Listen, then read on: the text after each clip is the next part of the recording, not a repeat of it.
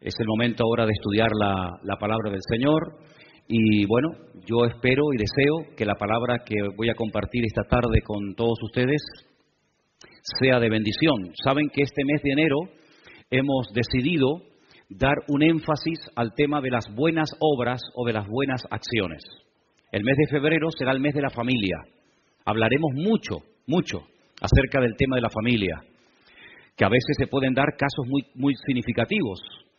Que uno de los dos sea convertido y el otro no, que uno quiera venir a la iglesia y el otro no, que un hijo sea convertido y los padres no, o que los padres sean convertidos y los hijos no.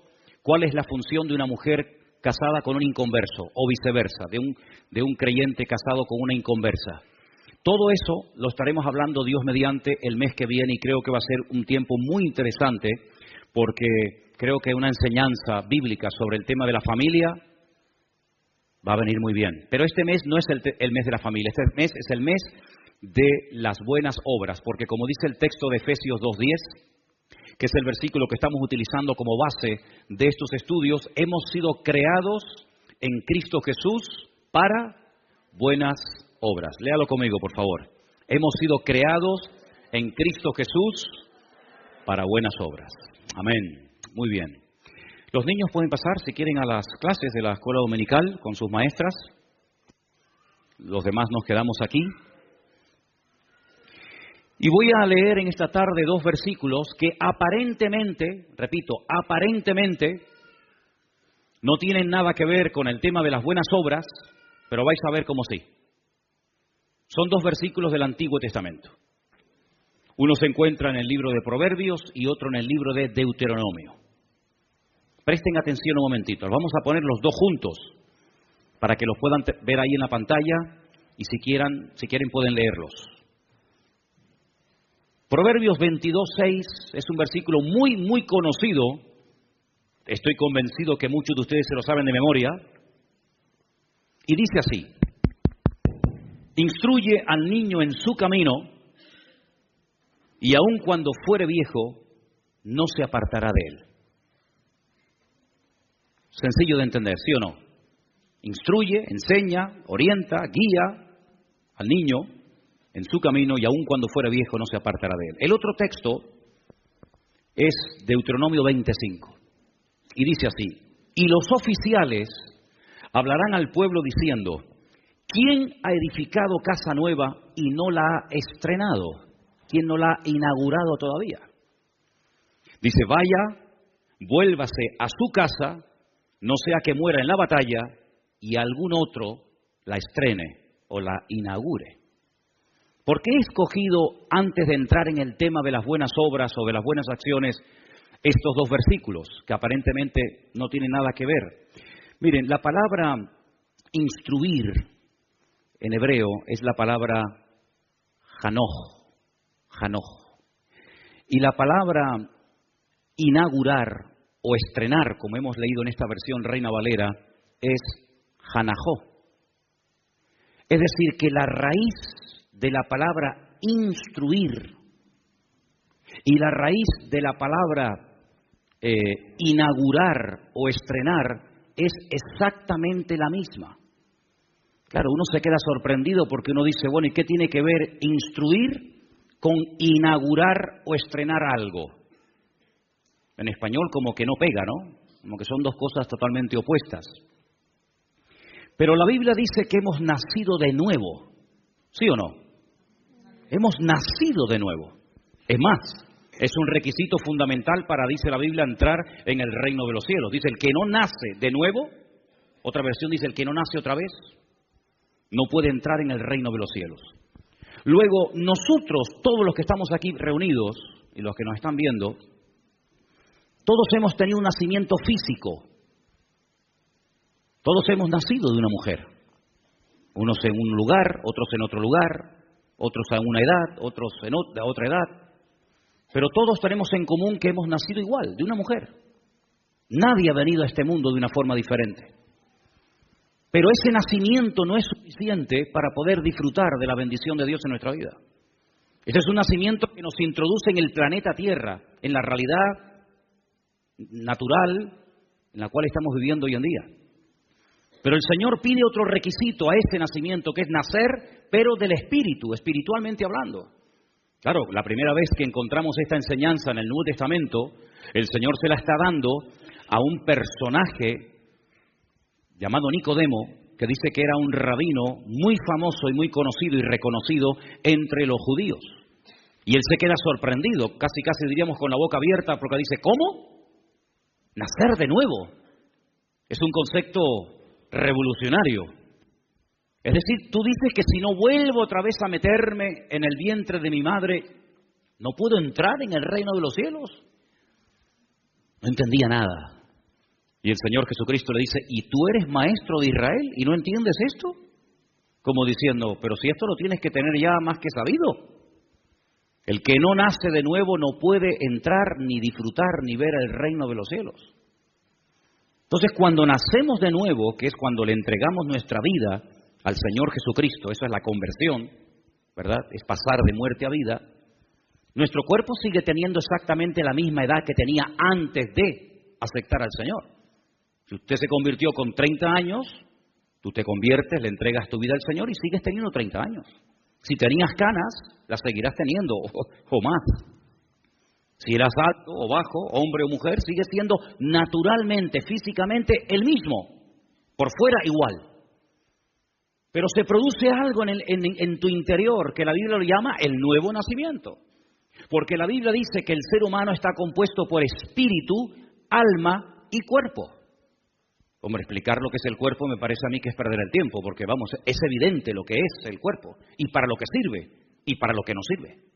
Si quieres memorizar cosas, aprobar un examen, hombre, puedes tener unos músculos muy desarrollados, y puedes tener una vista como un lince, y puedes tener, no sé, unos pulmones extraordinarios, y puedes tener unas piernas, lo que tú quieras, pero si quieres memorizar, tu parte física no te sirve, porque la parte física del hombre no ha sido diseñada por el Creador para memorizar, ni para recordar, sino hay otras partes del cuerpo humano, ¿verdad?, que han sido creadas y diseñadas para recibir ese tipo de información y luego recordarla y luego explicarla o compartirla.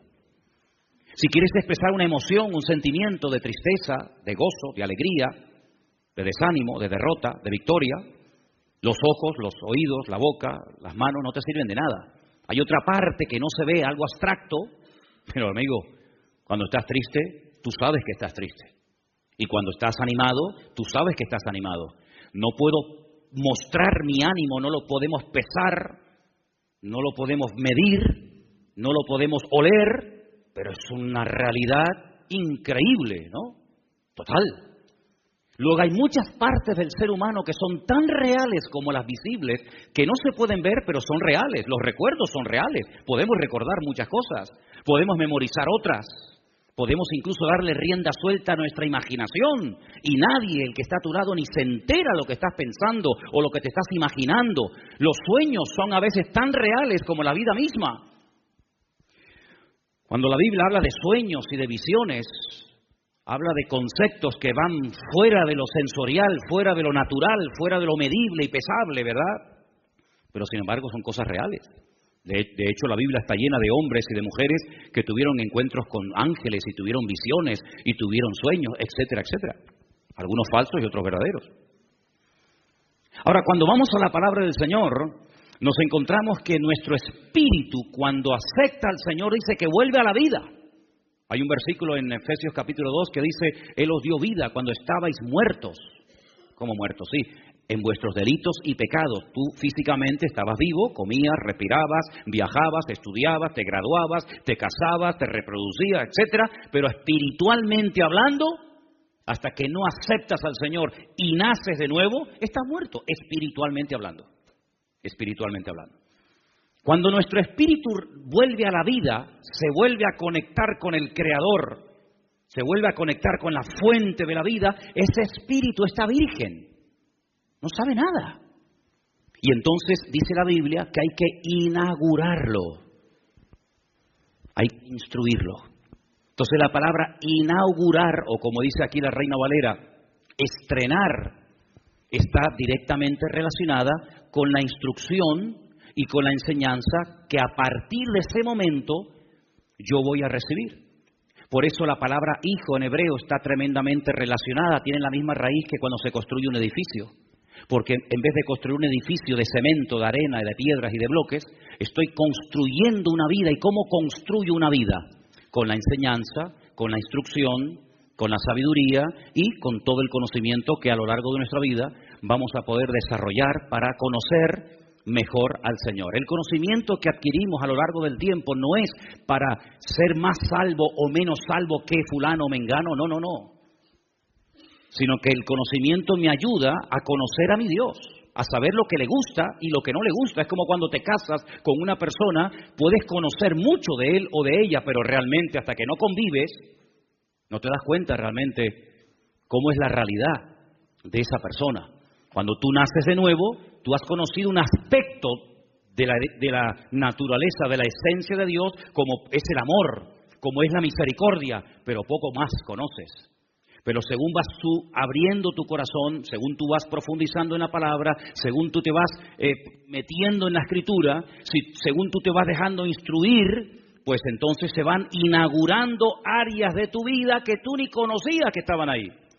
Y por eso una de las instrucciones y una de las enseñanzas que nos va a ayudar a construir una vida equilibrada y una vida sana es precisamente este tema que estamos tocando en este mes, el tema de las buenas obras, el tema de las buenas acciones. En la Biblia hay un personaje llamado Santiago, tenemos una carta de él en la Biblia, que es el enemigo número uno en contra de la fe religiosa. En contra de aquella persona que presume de tener fe, pero luego no hace nada con la fe. Santiago es una persona que parte de la base de que esa persona que dice que tiene fe ya es una persona que ha conocido al Señor, que ya ha nacido de nuevo, que ya sabe de lo que va el Evangelio y de lo que no va. Pero se ha estancado en su crecimiento, no ha crecido, no ha madurado, no se ha desarrollado y por eso, como dije hace unas semanas atrás, no hay una pelea, no hay una competición entre lo que dice Pablo y lo que dice Santiago, no, sino que uno parte de cero y el otro parte de una persona que supuestamente dice que ya es cristiana, nacida de nuevo. Y a esa persona que dice que es cristiana, tendrás que demostrarlo. Claro, Dios ve los corazones. Jamás el Señor le dijo a nadie, Cristo jamás le dijo a nadie, tienes que hacer frutos, obras, acciones que demuestren que estás arrepentido. ¿Por qué? Porque Él sabe si estás o no estás arrepentido. Él sabe si quieres o no quieres cambiar o crecer. Él sabe perfectamente porque Él dice en la Biblia que el Dios, el Señor no mira la apariencia exterior, sino Él mira el corazón. ¿Cuántos dicen amén? Pero solamente lo puede mirar Dios, yo no lo puedo mirar. Ningún hombre tiene la capacidad de mirar el interior del ser humano. Por eso Juan el Bautista era un varón de Dios, era un hombre muy utilizado por Dios, pero cuando la gente se acercaba a él en el río Jordán y le pedía ser bautizado, él pedía una prueba de que verdaderamente estaban arrepentidos. Y por eso decía aquello de haced frutos, obras, acciones de arrepentimiento para que yo entonces me anime a bautizarles y no corramos el riesgo de estar bautizando a gente por emociones, por sentimientos o porque es la moda de la época, sino haced frutos dignos de arrepentimiento. En otras palabras, demostradme que habéis cambiado. Juan el Bautista sí, porque Juan el Bautista pues, no miraba los corazones, pero Cristo sí los miraba. ¿Se dan cuenta la diferencia? Así que cuando vamos a la palabra nos encontramos que todos cuando nacemos somos niños. Todos somos niños en Cristo. Y dice la Biblia, instruyan a los niños. Instruyan a los recién convertidos. ¿Por qué? Porque es mucho más fácil instruir y enderezar un árbol cuando empieza a nacer que un árbol cuando ya tiene muchos años y es prácticamente imposible enderezarlo. Por eso qué importante es en la Biblia la enseñanza a los niños. Qué importante ministerio es en la iglesia cuando en este momento nosotros los adultos estamos aquí, pero en este momento hay hermanos o hermanas que están allí en las habitaciones enseñando a los niños pequeños la palabra del Señor. Los están instruyendo, los están enseñando la palabra para que cuando crezcan y sean mayores, pues tengan una base basada no en las emociones, no en caprichos ni en tonterías, sino en una fe que les va a permitir vivir una vida cristiana práctica, una vida cristiana con acciones y no simplemente basadas en teorías o en un conocimiento intelectual del Señor. Amén. Fijaros hasta qué punto Santiago es meticuloso en este tema, que para que la gente entienda que no es suficiente con creer, él menciona al diablo. Sí, él dice, los demonios, el diablo, es un creyente. Satanás no es un ateo. Satanás sabe que hay un Dios que existe, sabe que hay un Dios creador. Satanás habló y conoció personalmente a Jesucristo, ¿sí o no? Dice que en el desierto de Judea se le acercó y le dijo, ¿tú eres el Hijo de Dios? ¿Sí? Demuéstralo. Dile a estas piedras que se conviertan en pan. Pero el Señor no tenía que demostrarle nada al diablo ni a nadie, porque ya el Padre había dicho en el río Jordán, este es mi Hijo amado, punto. Si mi Padre, si el Señor, si la autoridad que está sobre mi vida, la palabra dice que yo soy su Hijo, yo no tengo que demostrarle a nadie, y menos al diablo, que soy su Hijo, porque ya el Señor lo ha dicho. Luego Satanás, dice la Biblia, que incluso cree y tiembla ante esa realidad, pero no cambia. Entonces Santiago dice que para verdaderamente vivir una vida cristiana victoriosa, uno tiene que creer, pero practicar lo que uno dice que cree. Y hay dos personajes que él menciona. Vamos a Santiago capítulo 2, por favor. Santiago capítulo 2, del versículo 21 en adelante, vais a ver que él menciona a dos personajes, un hombre y una mujer del Antiguo Testamento, para ponerlos como ejemplo de este tema tan interesante de fe y obras y fe. Versículo 21 dice, ¿no fue justificado por las obras Abraham nuestro padre, cuando ofreció a Isaac su hijo sobre el altar?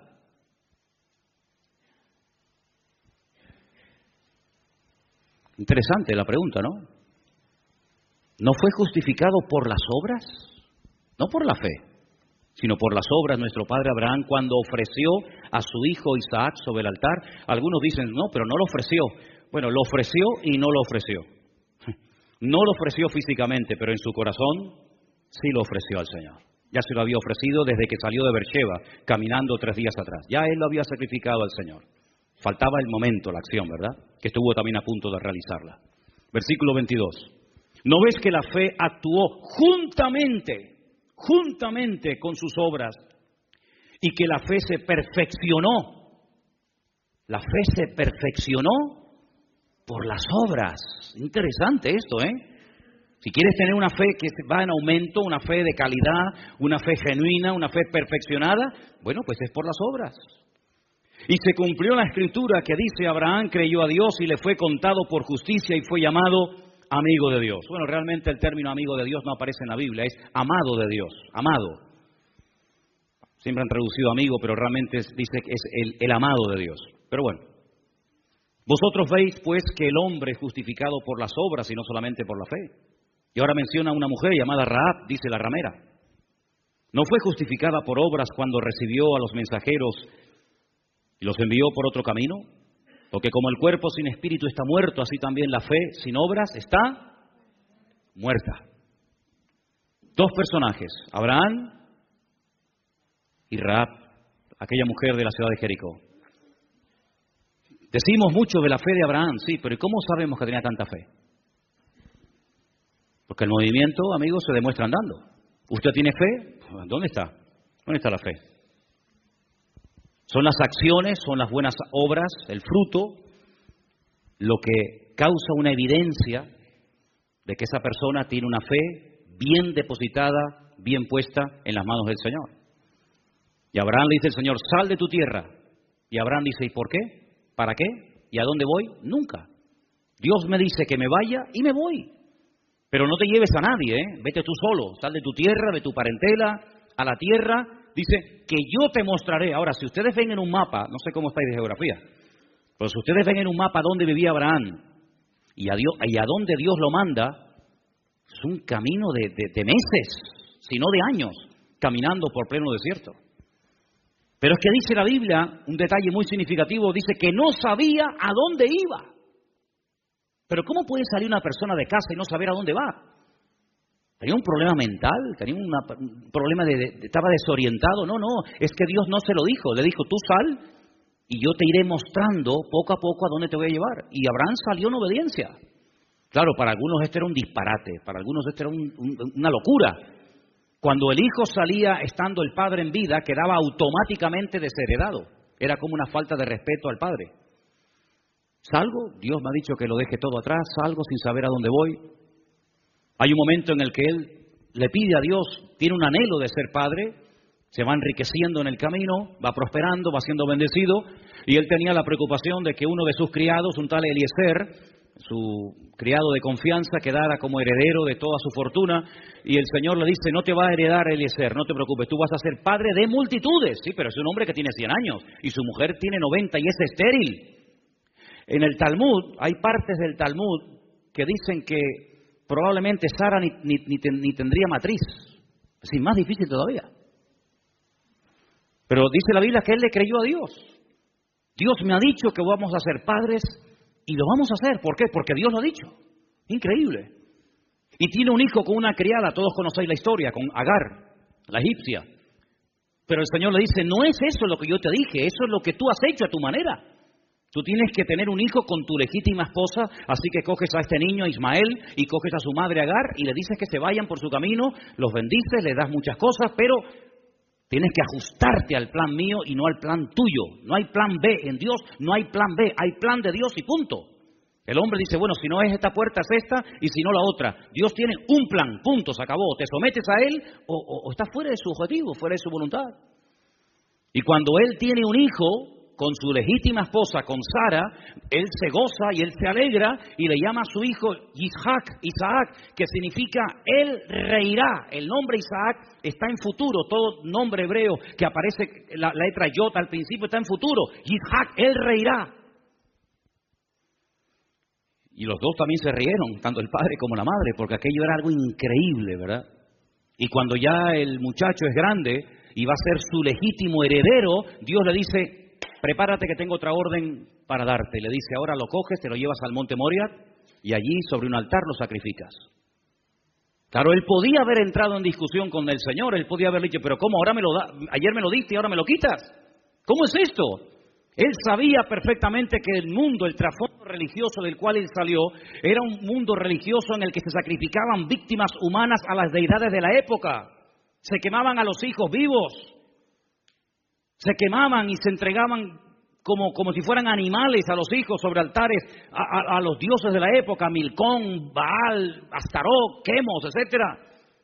Dios nunca había pedido un sacrificio humano, pero si Dios me lo pide, yo no voy a cuestionar a Dios, por algo Dios me lo está pidiendo, porque Dios tiene todo bajo su control. ¿Cuántos dicen amén? Dios no se equivoca, dice la Biblia que Él no es injusto. Todo está perfectamente controlado por el Señor. Ni una hoja de un árbol se cae sin permiso del Señor.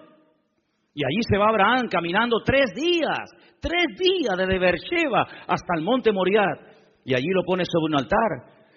Y el hijo le dice, padre, vas con el cuchillo, vas con el fuego, vas con la leña, veo que vas preparado, porque el hijo sabía cómo se presentaba un sacrificio al Señor. Pero ¿y el cordero dónde está la víctima?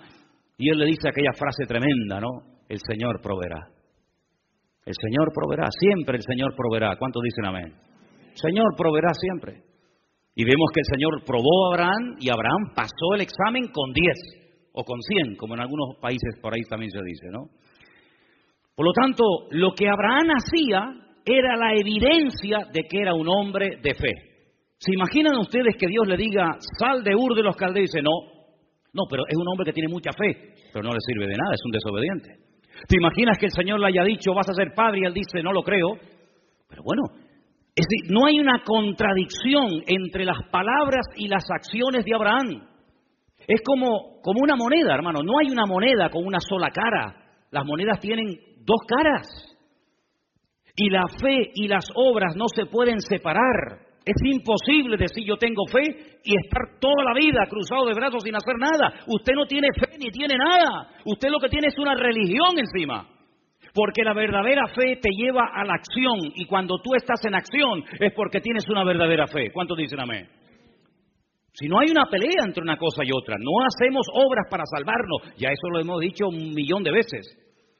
Pero como resultado de que yo soy salvo, como resultado, como evidencia de que yo he aceptado al Señor, En mi vida se va a notar, tarde o temprano, en mi familia, en mi economía, en todas las áreas de mi vida, se va a notar que la bendición de Dios está conmigo y que no hay una contradicción entre una cosa y otra, entre lo que digo y entre lo que hago o dejo de hacer. Ahora, hay un pasaje tan interesante cuando vemos que van a entrar en la tierra prometida. Dice que previamente van 2 espías a la casa de una tal Rahab la ramera y se quedan allí y ella los oculta y les abre el corazón y les dice: hemos oído que Dios está con vosotros, que cómo abrió el Mar Rojo y cómo cruzaron el Mar Rojo. Bueno, le cuenta toda la historia de hacía 40 años. Y es interesante notar porque hay un momento en el que en el libro de Josué dice que Jericó estaba cerrada, bien cerrada, eso dice, estaba cerrada, bien cerrada a causa de los hijos de Israel. Estaba cerrada porque tenían miedo. Porque si no tuvieran miedo, ¿para qué cierran la puerta? Si no tuvieran miedo, ¿para qué levantaron una doble muralla? Había un círculo concéntrico, una muralla por fuera y otra muralla por dentro. ¿Para qué tanta seguridad? ¿Para qué tanta protección? Porque tienen miedo. Porque saben que los hijos de Israel están fuera y que el Señor ha dicho que les va a entregar aquella tierra. Y Rahab dice: como sabemos lo que va a pasar, yo lo único que les pido, que cuando ustedes entren a tomar posesión de la tierra, se acuerden de mí y de mi familia. Y estos hombres le dicen: si tú no te chivas, si tú no le cuentas al rey que hemos estado aquí y que vamos a atacar la ciudad, pues nosotros salvaremos tu vida. Pero tienes que estar dentro de la casa el día que entremos a la ciudad, ¿eh? No puedes estar por ahí de belingo, no puedes estar por ahí de risitas y de fiestas. Tienes que estar dentro de la casa, tú y todos los que se quieran salvar. Tienen que aprender a estar unidos, esperando en el mismo sitio. Y para que sepamos dónde vives, toma este trapo de cordón rojo, lo atas ahí en la ventana, y yo ya diré a mis soldados que cuando entren a tomar posesión de la tierra, toda la gente que esté dentro de esa casa donde está atada ese trapo de color rojo, que les perdonen la vida. Y así fue. Dice la Biblia que ella vivía, dice la Biblia, vean esos detalles, entre muro y muro. Y cuando cayeron las murallas de Jericó, la casa de ella permaneció. Pero si cayeron los muros, ¿cómo no se cayó la casa de ella? Porque caerán a tu lado 1000 y 10.000 a tu diestra, mas a ti no llegará, dice la palabra. Así de claro. Toda la ciudad fue derrumbada, menos la casa de Rahab. Sale de la ciudad, se casa con uno de los espías, llamado Salmón, tiene un hijo extraordinario, maravilloso, que cambió el rumbo de la historia de Israel, se llamó Booz, que fue el que se casó después con Ruth, la moabita, la del libro de Ruth, y de ahí viene David, y de ahí viene Jesucristo. Una historia increíble. ¿Por qué? Porque fue una mujer de fe. ¿Cómo sabemos que Rahab tenía fe? ¿Por lo que dijo? Hombre, por lo que dijo se nota que tenía fe, pero más por sus acciones que por sus dichos. Porque había mucha gente en Jericó que sabía que Jericó iba a ser atacada, pero no hicieron nada, no se convirtieron, no se rindieron, no abrieron las puertas y dijeron: reconocemos que esta tierra, vuestro Dios, os la ha dado a vosotros y nosotros queremos, digamos, llevarnos bien o de alguna manera solucionar este problema. No, lo sabían, pero no actuaban en consecuencia.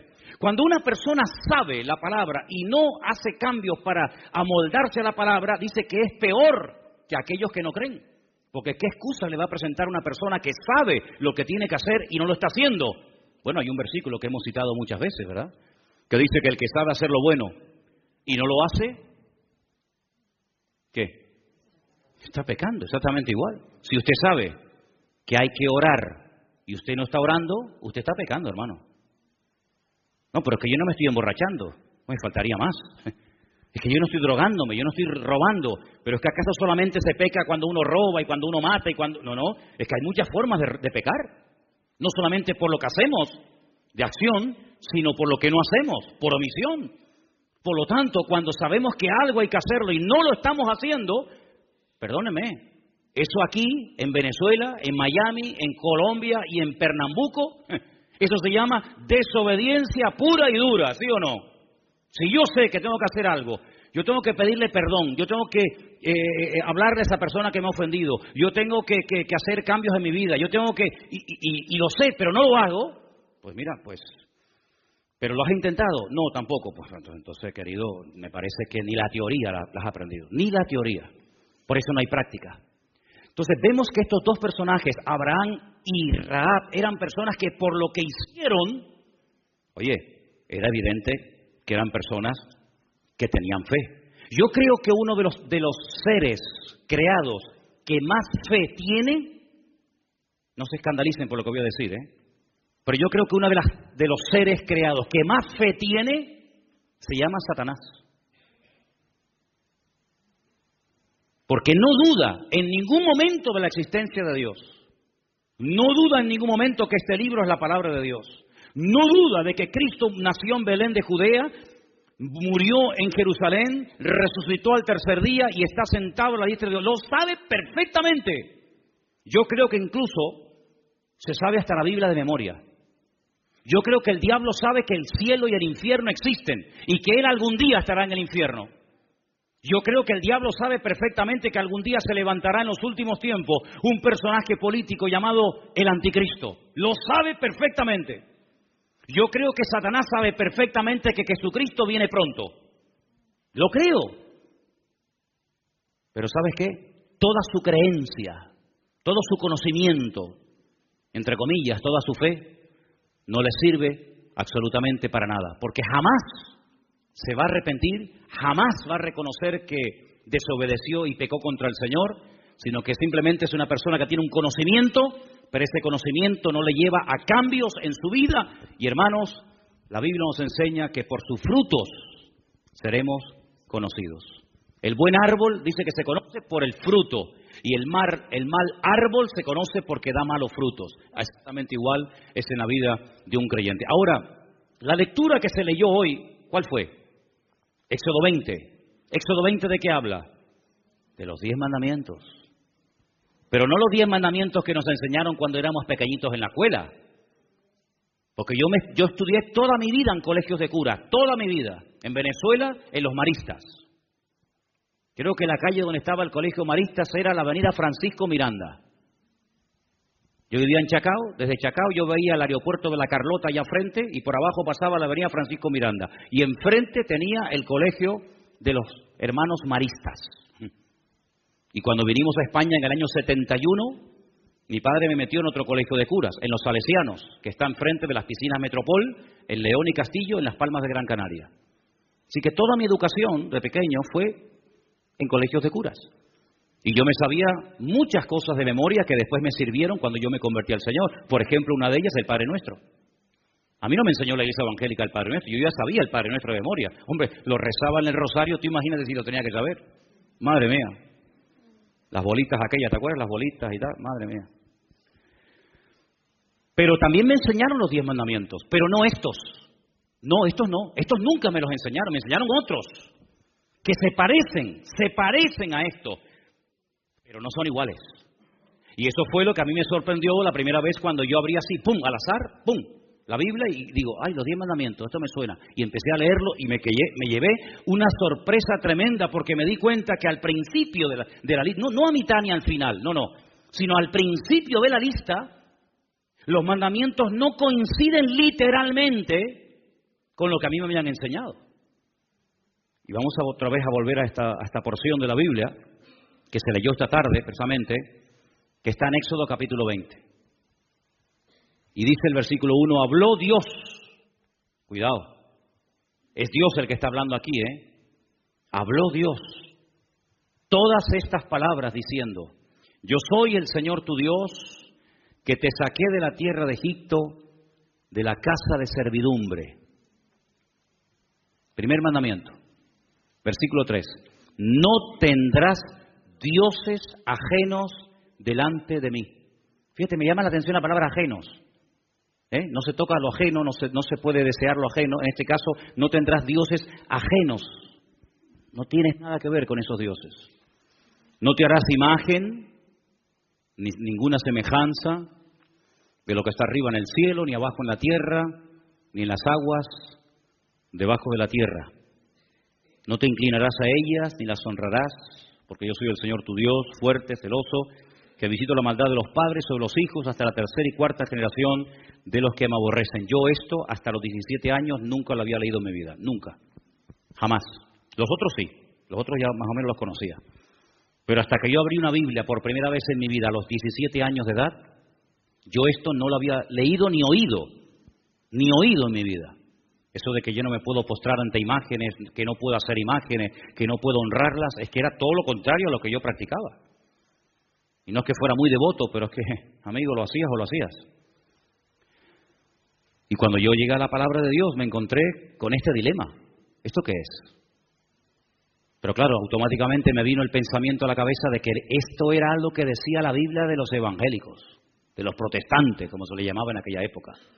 Entonces mi madre tenía una Biblia en el cajón y como yo estaba todo el día abriendo cajones para ver si le podía sacar algo y venderlo por ahí o lo que fuera, pues abriendo los cajones me encontré un día un libro negro y ponía Santa Biblia, Nácar Colunga.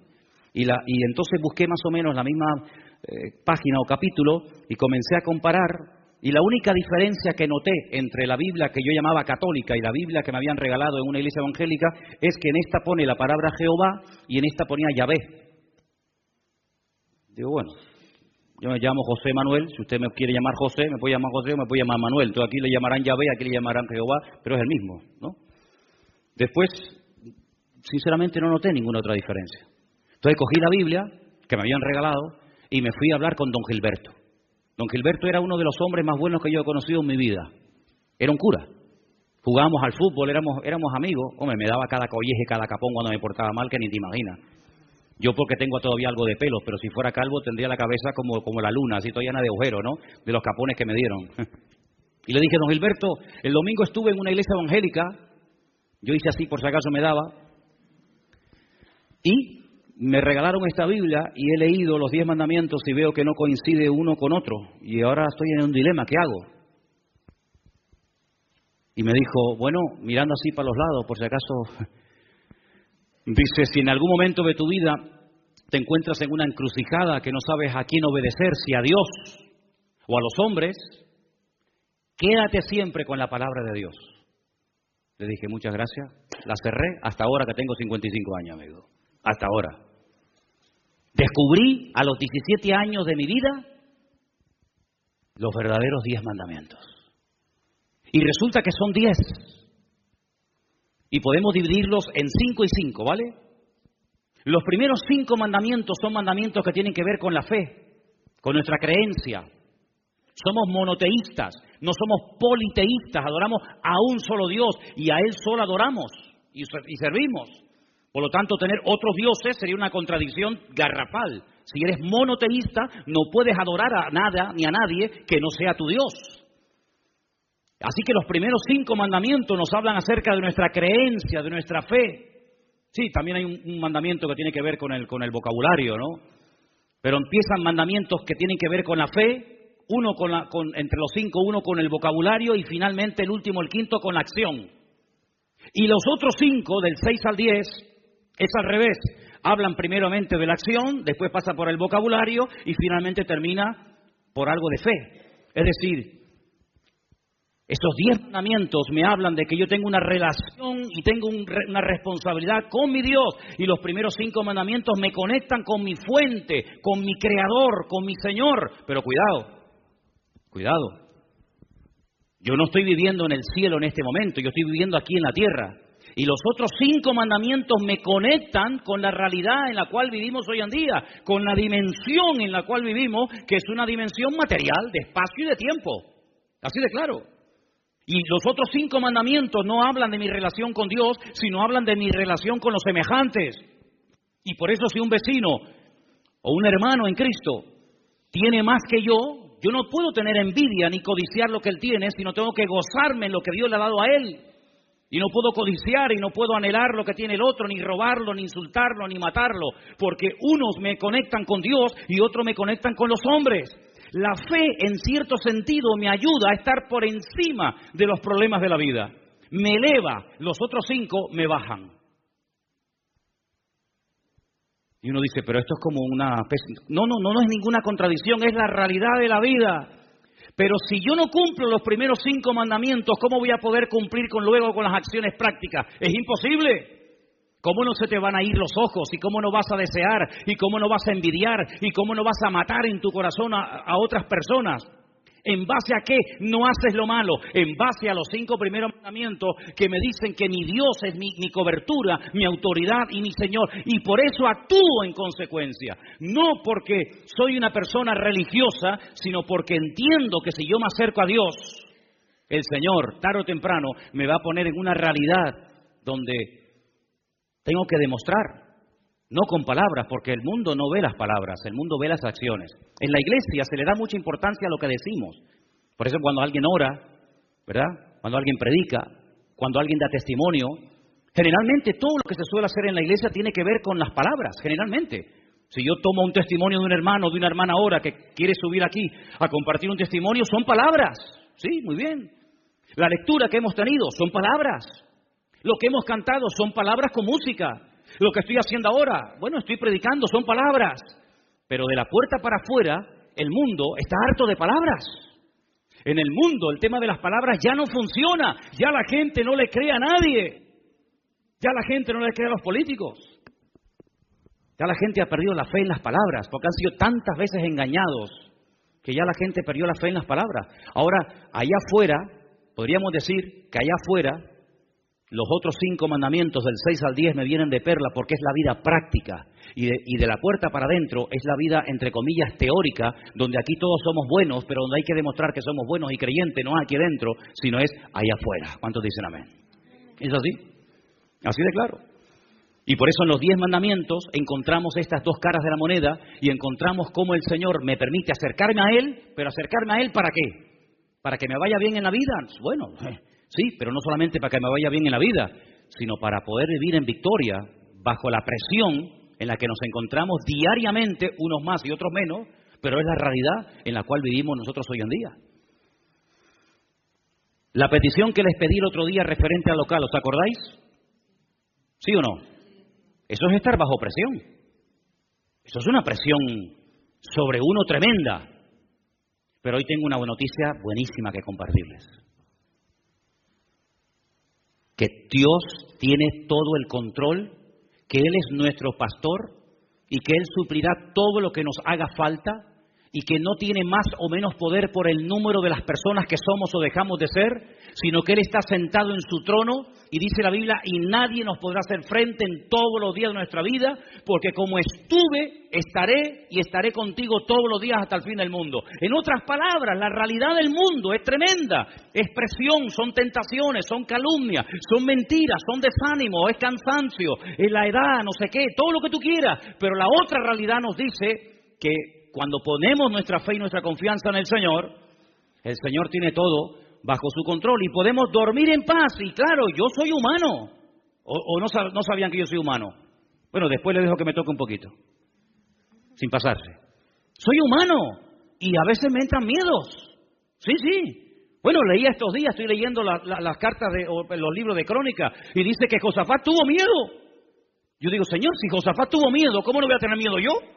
Y David tuvo miedo, y David dijo, me voy a vivir con los filisteos porque este hombre es tan malo que un día me va a terminar matando. Si David tuvo miedo, si el Señor estuvo triste hasta la muerte y pidió oración, ¿cómo no voy a estar yo en un momento determinado triste o preocupado o decir, Dios mío, ¿qué va a pasar? Y esto y lo otro. Pero gloria al Señor, que el Señor, aquel que dijo orar por mí y que estuvo triste, se metió en el huerto de Getsemaní, oró y cuando vinieron a buscarlo no salió corriendo como las ratas, sino dijo, yo soy, porque el Señor está fortalecido en la comunión con el Padre. Igual nos ocurre, exactamente igual a cada uno de nosotros. Pero el tener temor, el tener miedo, pero vamos a ver, pero si es que es lógico. Y además, en cierto sentido, el Señor en estas circunstancias y en otras, nos hace sentir nuestras debilidades, pero dice la Biblia, diga al débil, fuerte soy en el Señor.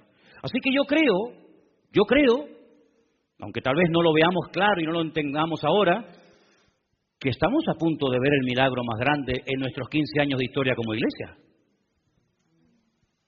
De verdad lo creo. De todas maneras, aquí en la esquina hay una plaza maravillosa que para hacer cultos al aire libre está de perlas, ¿eh? Ya fui a medirla, ya medí cuántas sillas caben. Pero quiero decir con esto, hermano, que todo está bajo el control del Señor. Y que no tenemos que tener miedo. Y me lo estoy predicando a mí mismo, porque he tenido miedo. ¿Qué quieres que te diga? He tenido miedo. Pero el Señor le dice, no temas, yo estoy contigo, yo te ayudo y yo te sustentaré siempre. Gloria a Dios, ¿verdad?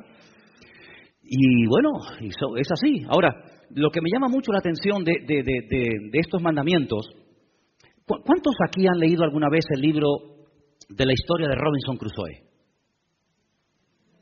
Yo creo que ha sido, después de la Biblia, el libro que más he leído en toda mi vida. Es una novela que se escribió en el año 1719.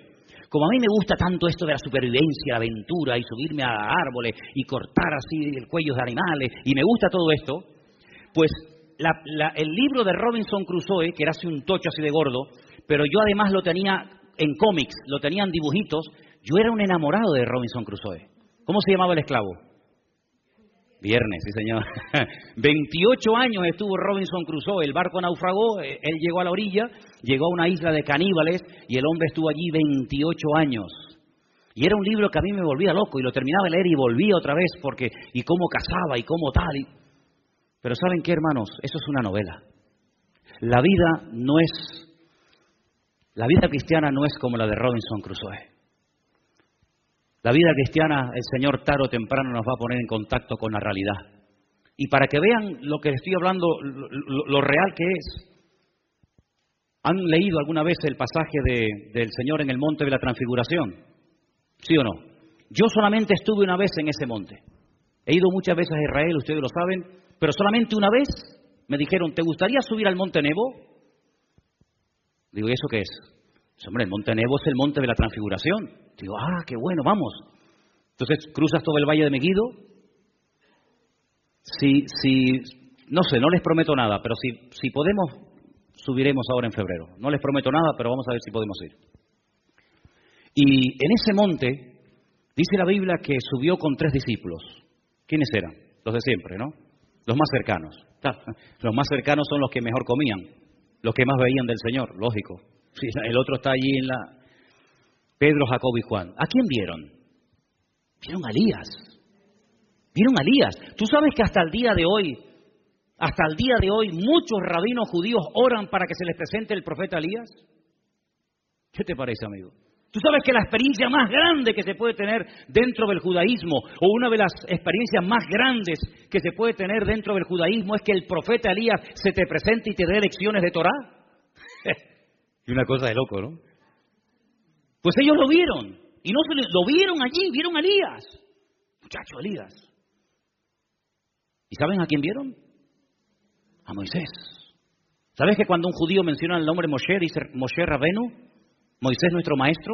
Cuando dicen Abraham, dice Abraham Avinu, nuestro padre. Cuando dice Moisés, dice Moshe Rabenu, nuestro maestro. Es una figura tremenda. El Señor lo tuvo hasta que enterrar, porque dice para que no terminaran adorando los judíos, imagínate.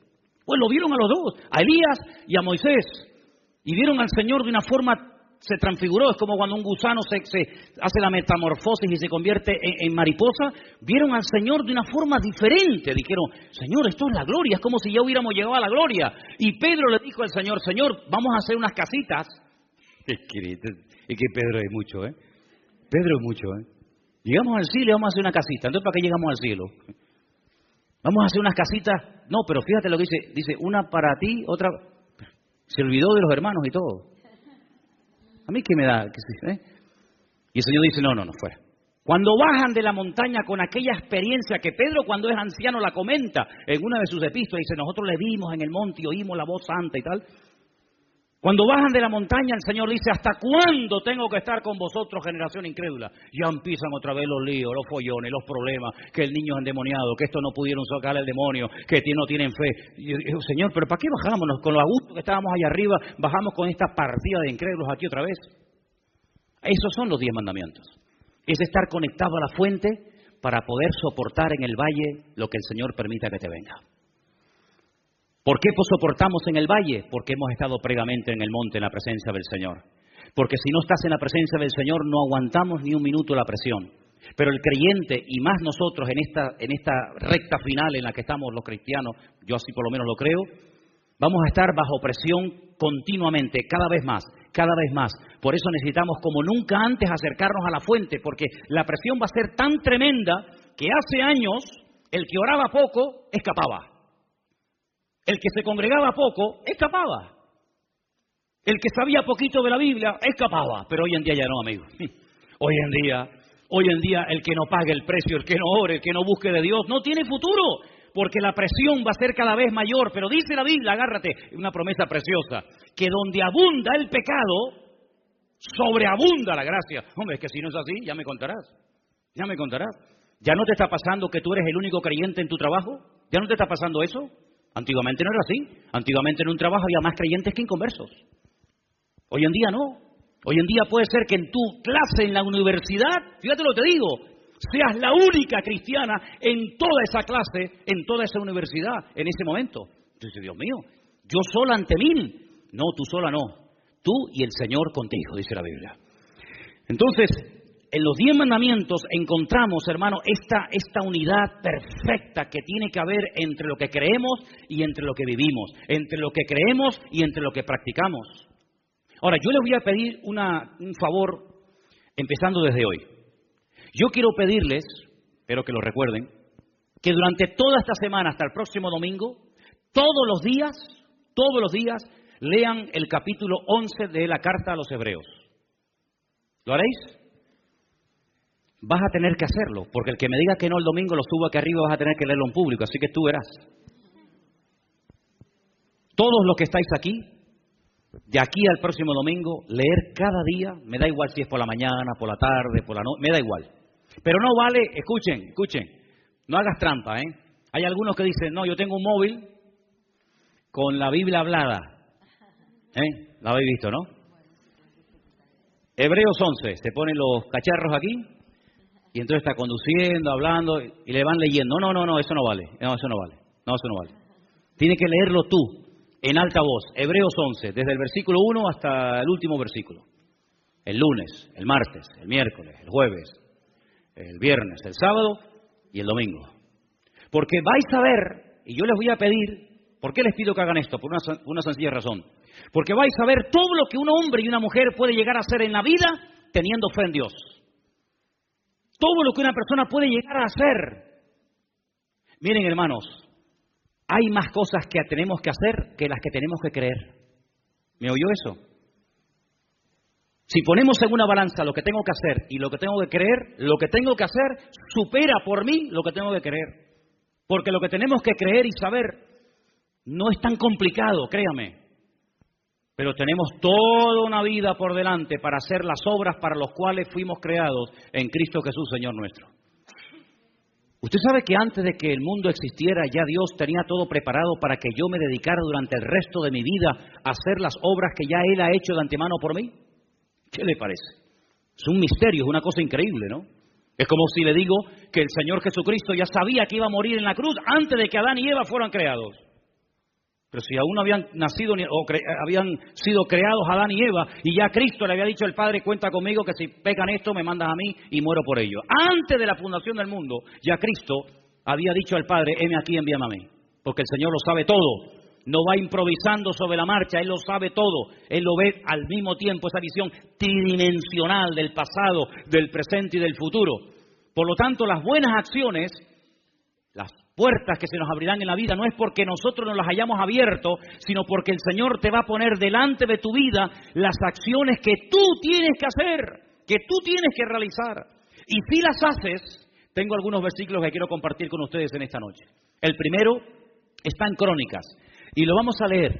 Está en Segunda de Crónicas, capítulo 15, versículo 7. Por favor, preste atención. Es un versículo precioso, ya Anderson lo leyó el día jueves aquí, pero yo quiero volver a leerlo porque sé que algunos de ustedes no estaban, y es un versículo que deberíamos de hacer lo posible por aprenderlo de memoria. Repito, Segunda de Crónicas 15:7, por favor. Pero esforzaos vosotros y no desfallezcan vuestras manos, pues hay recompensa para vuestra obra. 15:7. Léelo otra vez, por favor. Pero esforzaos vosotros y no desfallezcan vuestras manos, pues hay recompensa para vuestra obra. ¿Hay recompensa para qué? ¿Para lo que creo? No. ¿Cuál es la recompensa de creer en Dios? Si yo creo en Dios y me convierto al Señor, ¿cuál es la recompensa de haber creído en Dios? ¿Cuál es? La salvación. Cree en el Señor Jesucristo y serás salvo. Ya está, ya ni más. ¿Sí o no? Creemos, nos salvamos. Hoy estarás conmigo en el paraíso, porque lo que has dicho es una evidencia de que tú crees en mí. Fíjate lo que le dice el ladrón en la cruz al Señor, ¿eh? El ladrón lo crucificaron a la misma hora que a Cristo, a las 7 de la mañana. Era el sacrificio de la mañana. Y el sacrificio de la tarde, la minjá, se hacía a las 3 de la tarde. y entraba el día de reposo. Había que bajarlos de la cruz, porque eran tan religiosos, no les importaba crucificar a una persona, lo que les importaba era cumplir con el día de reposo. Increíble. Déjate de reposo, que estamos crucificando al Señor, pero tú estás más preocupado en que lleguen el día de reposo que en el Señor Jesús que está colgado. Pero hay que cumplir con la religiosidad. Sabían que los tres iban a morir. El de la derecha, de la izquierda y el Señor. Los tres iban a morir. Pero hay un momento que uno lo dice, Señor, cuidado. La palabra Señor en hebreo es muy sagrada, Nosotros tenemos Señor con mayúscula y Señor con minúscula. Cuando llamamos al Señor, teóricamente estamos utilizando la mayúscula, ¿sí o no? Y Señor, ¿verdad? Pero en hebreo no hay eso. En hebreo no hay mayúsculas y minúsculas. No existen mayúsculas y minúsculas en hebreo. Él se dirige al Señor con la palabra Adoní. Adonai.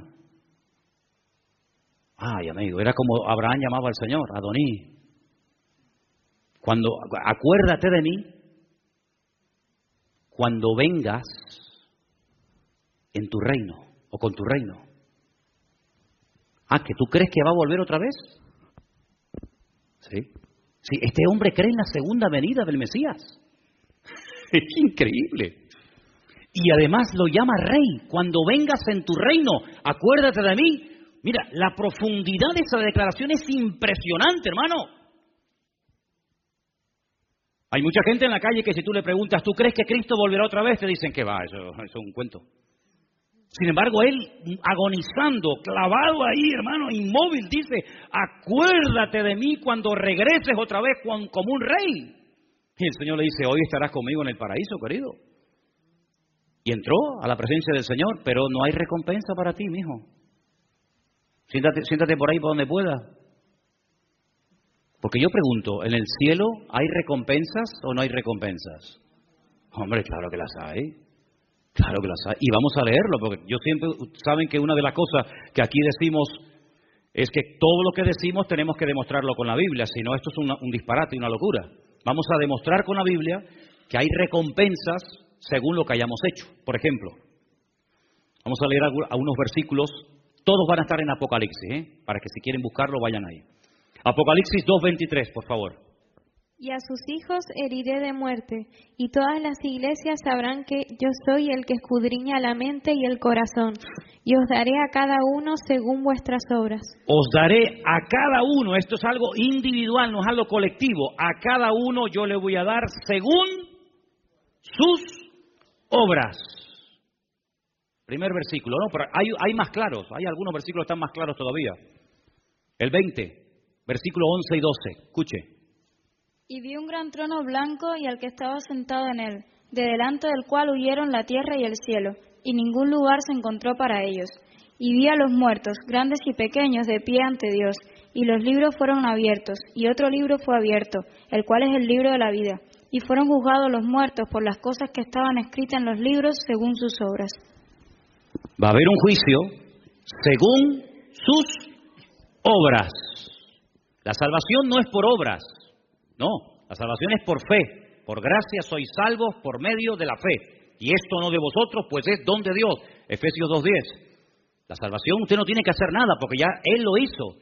Alguna gente dice, no, la salvación es gratis. Sí, bueno, porque tú lo digas. No, la salvación no es gratis, perdone. No. Pasa que alguien la pagó por ti. Es como si yo te digo, toma, te regalo un coche. Ay, mira, el coche no vale nada. No, ¿cómo que no? El coche lo pagué yo. Yo lo pagué y te lo regalo. La salvación para ti es gratis, pero a Él, que fue el que la obtuvo y el que la compró, ¿cuánto le costó a Cristo obtener la salvación? La vida, la sangre de Cristo hizo que la salvación para ti y para mí, gracias al Señor, sea gratis, pero porque alguien la pagó, cuidado. Pero las recompensas es según lo que haya hecho cada uno. Y me parece lógico, hermanos. No puede tener la misma recompensa un hermano, con todo mi respeto, que ha estado en la iglesia toda la vida cruzado de brazos, que no ha hecho nada, que un mártir que ha estado torturado hasta la muerte, quemándolo y pinchándolo y torturándolo, y que ha dado su vida por la causa del Evangelio. Sería una injusticia, créanme. Creo que sería una auténtica injusticia que una persona que no ha querido hacer nada, sino que simplemente se ha acomodado y conformado con su salvación y nada más, merezca o obtenga la misma recompensa que una persona que ha dado su vida, toda la vida sirviendo y honrando al Señor. La pregunta mía es, ¿cuántos tronos habrá en el cielo? ¿Usted tendrá un trono en el cielo? ¿Usted tendrá un trono en el cielo? Yo no. No sé si alguno de ustedes. En el cielo habrá 12 tronos para los 12 apóstoles del Cordero y dice que habrá para los 12 ancianos, total 24. Así que cuando lleguemos al cielo, Pedro tendrá su trono y Pablo tendrá su trono y Tomás tendrá su trono y el otro tendrá su trono. Pero ¿y entonces yo dónde me siento? El Señor dice, al que venciere, le dejaré que se siente conmigo en mi trono. ¿Te das cuenta? Pedro, toma tu trono, Tomás, tu trono. Y yo le voy a decir a Pedro, yo en el trono sentado con el Señor. Si te quieres sentar conmigo, siéntate. Pero los tronos no son para nosotros, ¿eh? Los tronos son para ellos. Y lo dice la Biblia, así de claro.